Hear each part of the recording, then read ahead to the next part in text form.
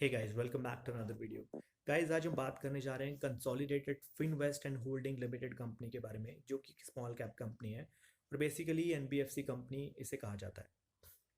तो आज बात करेंगे इसके फंडामेंटल एनालिसिस, देखेंगे कैसा परफॉर्म कर रही है कंपनी, इसके हिस्टोरिकल डेटा पे नज़र डालेंगे और आज के जो इसके बेसिक रेशियोज हैं, पैरामीटर्स हैं, उनके ऊपर नज़र डालेंगे।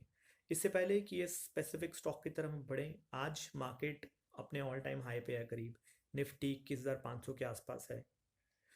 जो कि इस समय मार्केट ऑलमोस्ट अपने ऑल टाइम हाई के आसपास है, जिसका मतलब यही है कि ओवरबॉट जोन के अंदर जा चुकी है और ज़्यादातर स्टॉक्स अभी अपने ऑल टाइम हाई के आसपास हैं और बहुत ज़्यादा कॉस्टली हो चुके हैं।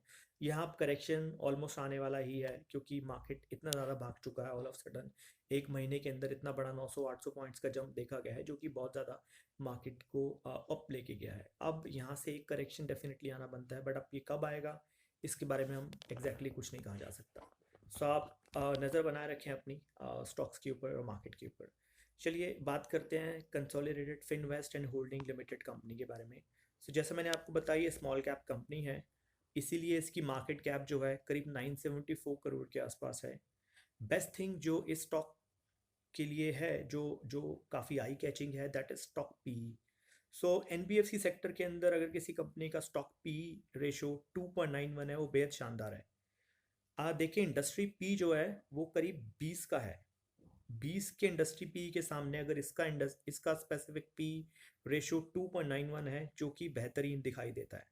आर देखें 68%, आर देखें करीब 50%, जो कि बेहद शानदार है। अगेन प्रमोटर्स की होल्डिंग करीब 74% है, यानी कि प्रमोटर्स भी इस कंपनी के अंदर अपना शेयर बनाए रखे हुए हैं।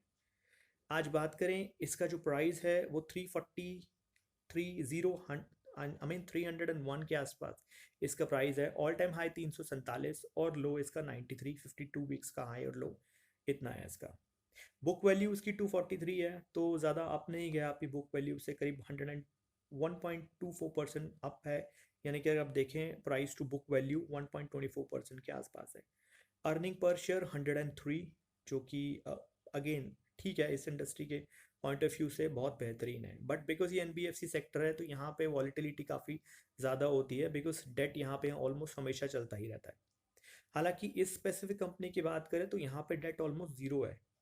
सब देखिए, डेट ज़ीरो है और प्लेज भी अगर देखें तो कुछ भी प्लेज नहीं है। प्रमोटर्स के पास जितनी भी होल्डिंग है वो सब उनके पास ही है, यानी कि कुछ भी प्लेज नहीं है।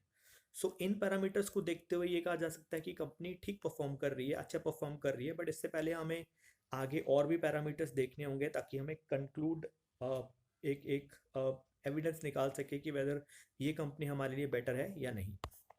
चलिए, अभी चार्ट पैटर्न्स पे हम बात नहीं करेंगे। इसकी moving average, 50 day moving average और 200 मूविंग एवरेज, अगेन ये 200 मूविंग एवरेज की भी बात करें तो ये अंडर कंट्रोल है, कुछ ज़्यादा अप नहीं गया है।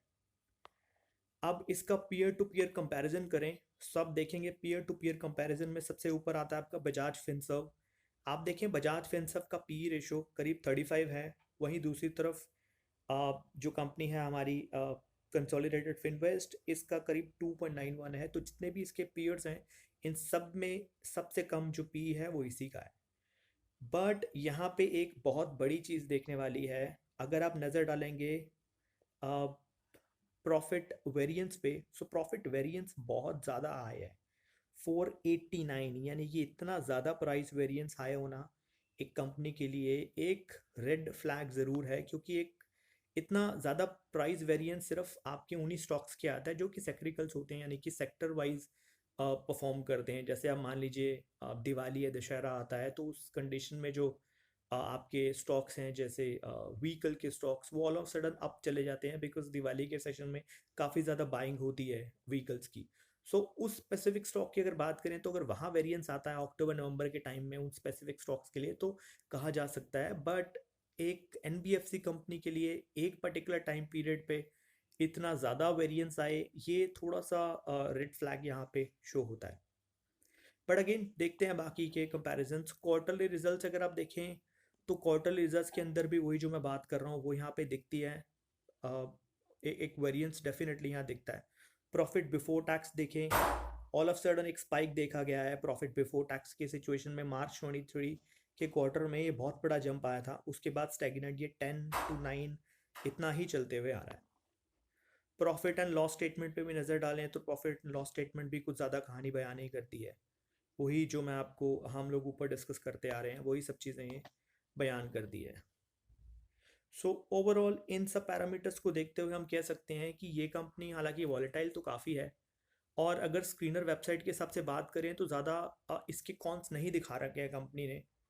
आई मीन स्क्रीनर की जो वेबसाइट है, बट अगेन ये सिस्टम जनरेटेड होते हैं तो इस पर उतना ज़्यादा ट्रस्ट नहीं किया जा सकता। बट स्टिल जो कंपैरिजन हम कर रहे हैं, जो डेटा हमने देखा है इस कंपनी का, इसके हिसाब से हम कह सकते हैं कि ये कंपनी ओवरबॉट जोन के अंदर तो नहीं है और इसकी इंट्रिंसिक वैल्यू भी करीब अच्छी है, लेकिन ये अगेन ये काफ़ी कम पे अभी ट्रेड कर रहा है। इसका प्राइस 301 काफ़ी कम पे ट्रेड कर रहा है। सो अब हम बात करें कि इसके अंदर क्या इन्वेस्टमेंट बनता है। सो देखिए, स्मॉल कैप स्टॉक के अंदर आप इतना ज़्यादा ट्रस्ट नहीं कर सकते कि ये यहाँ से अप जाएगा या डाउन जाएगा। हालांकि मार्केट अभी 1,000 करोड़ की ही मार्केट कैप है इसकी, और इसके अंदर चांसेस हैं कि ये ग्रोथ करेगा। बट जितने ज़्यादा स्मॉल होते हैं वहीं जहाँ वहाँ मैनिपुलेशन का चांसेस काफ़ी ज़्यादा हो जाते हैं, क्योंकि बड़े बड़े फॉरेन प्लेयर्स आके इसके अंदर इन्वेस्टमेंट करके इतना का प्रॉफिट बुकिंग करते हैं। तो यहाँ कहा जा सकता है कि एक तरह से डेटा फजिंग या फिर इन स्टॉक्स के साथ प्ले हो सकता है। सो अभी अगर आप इन्वेस्ट करना चाहें तो बहुत थोड़ा सा अमाउंट ऐसे स्टॉक्स के अंदर अपना इन्वेस्ट कर सकते हैं, ज़्यादा क्वांटिटी में नहीं। बट फिर भी बिकॉज अगर आप करना भी चाहते हैं तो एक बार अपने थॉरो एनालिसिस ज़रूर करें और देन डिसीजन लें। मैं कोई फाइनेंशियल एडवाइज़र नहीं हूँ, मैं सिर्फ आपको डेटा देख के बताता हूँ और बताता हूँ अपने एक्सपीरियंस से कि कंपनी कैसा परफॉर्म कर रही है। नेक्स्ट क्वार्टर के जो रिजल्ट आएंगे इस कंपनी के, उसके अंदर ये थोड़ा सा क्लियर हो जाएगा कि किस डायरेक्शन में जा रही है।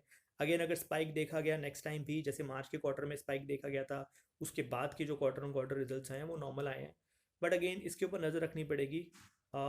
अगेन अगर आप थोड़ा सा अमाउंट के अंदर इन्वेस्टमेंट करना चाहें तो आप डेफिनेटली कर सकते हैं, बट ये रिकमेंडेशन नहीं है। आप अपने रिस्क एपेटाइट को देखते हुए इसके ऊपर इन्वेस्ट करें। ये थी आज की वीडियो, मिलता हूँ आपको अगली किसी और वीडियो में। Thank you very much for watching this.